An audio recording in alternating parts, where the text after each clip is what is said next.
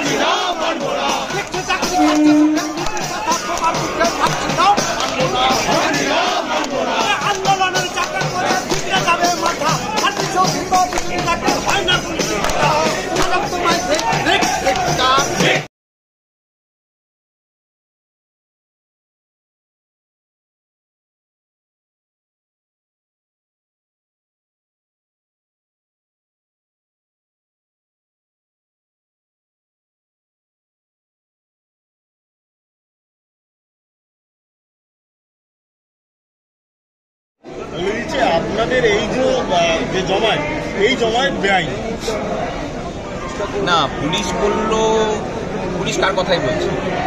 প্রথম কথা হচ্ছে যে জমায়েত করা, মিছিল করা, শান্তিপূর্ণ আন্দোলন করা, এটা সংবিধান আমাকে মৌলিক অধিকার হিসেবে স্বীকৃতি দিয়েছে। মানুষের এটা গণতন্ত্রের মৌলিক অধিকার হিসেবে স্বীকৃতি।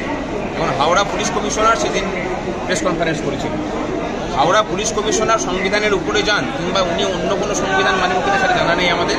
আমাদের যে অভিযোগ আমরা অনেকদিন থেকে করে আসছি যে একটা প্রবণতা আমরা লক্ষ্য করছি যে এই রাজ্যে সংবিধানের ঊর্ধ্বে উঠে সংবিধান প্রণয়নের প্রচেষ্টার মধ্যে দিয়ে আরেকটা দেশ তৈরি করার প্রচেষ্টা। তার অধিকর্তারা কীভাবে এর বাইরে থাকবে? তারা সেই জায়গাতেই আছেন। হাইকোর্ট যেটা বলেছে যে নিত্যধন মুখার্জি রোড হয়ে কোনো মিছিল না করতে, আমরা সেটা করছিও না। আমরা যে আবেদন করেছিলাম সেই আবেদনের মধ্যে কোথাও নিত্যধন মুখার্জির রোড দিয়ে আমরা মিছিল করবো তার আবেদন ছিল না। সুতরাং হাইকোর্টের রায়কে উল্লঙ্ঘন করার কোনো জায়গা নেই। আর পুলিশ প্রশাসনকে কোনোরকম বাধা প্রদান আমরা করছি না। সম্পূর্ণরূপে শান্তিপূর্ণভাবে হবে, সম্পূর্ণরূপে মানুষের যাতে কোনো অসুবিধা না হয় সেই অসুবিধা না করিয়ে আমরা আজকের কর্মসূচি পালন করি। আপনার ভয় পেয়েছে প্রতিবাদ অত্যাচারের দেওয়াল যখন আকাশ ছোঁয় তখন সেই দেওয়ালের প্রথম ঘটে। উপর দিয়েই অনুজ্জ্বল নবান্নতা হয়তো দেখতে পাবেন, ওটার পতনের সময়ও হয়ে এসেছে। আমাদের একটা অংশকে প্রচিত করে কাজ করিয়েছে। আমাদের সাথে ব্যবসায়ীদের কোনো বিরোধ নেই। যে লড়াইটা আমরা লড়ছি সেই লড়াইটা মানে আসলে ব্যবসায়ীদের ব্যবসার যে মন্দা, সেই মন্দা কাটানোর লড়াই চলছে। মানুষের হাতে পয়সা গেলে সেই টাকা ব্যবসায়ীদের কাছেই ঘুরে আসে। আমরা সেটা লড়াই লড়ছি।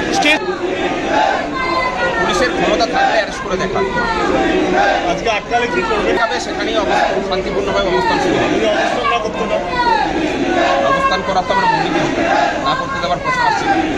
দেখা যাবে যা হবে। ওরাও যেমন আদালতের জন্য প্রস্তুত, আমরাও আদালতের জন্য প্রস্তুত। এইটুকু কথা বলে রাখছে ক্যামেরার সামনে, ওরা আদালতে যাওয়ার মতো হিম্মত দেখাবে না, পারলে পরে সেটা করে দেখাবে।